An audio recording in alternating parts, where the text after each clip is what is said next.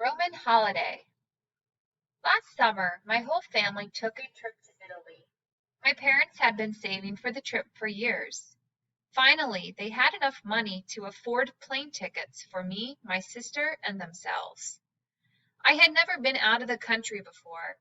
I had never even been on a plane before. I was nervous about the flight.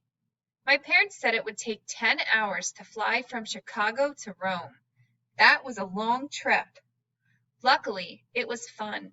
My parents brought a DVD player in their baggage, so we watched movies the whole time. The 10 hours flew by. When we got to Rome, we checked into our hotel. The hotel was built before the United States even existed. It was beautiful, with giant marble columns in the front. We took a tour one day of the city and learned all about the different buildings.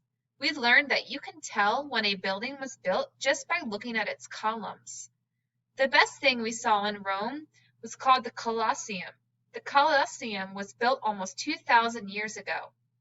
It was a giant arena that seated 60,000 people. In ancient Rome, people would go to the Colosseum to see gladiators who were fighters. They would have sword fights before cheering crowds.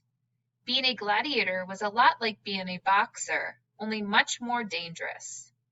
Rome was an amazing place to visit. My whole family had a great time. I can't wait to venture to Europe again. Okay, now we have 5 questions to answer. After I read each question, please pause the video so you can write out your response. 1. How many people are in the author's family? 2. Why did the author think the plane trip to Rome was fun?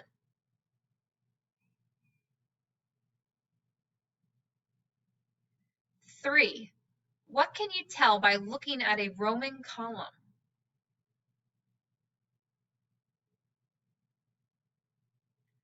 4.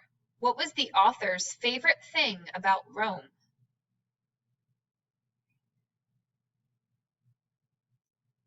5. Why does the author say that being a gladiator is like being a boxer?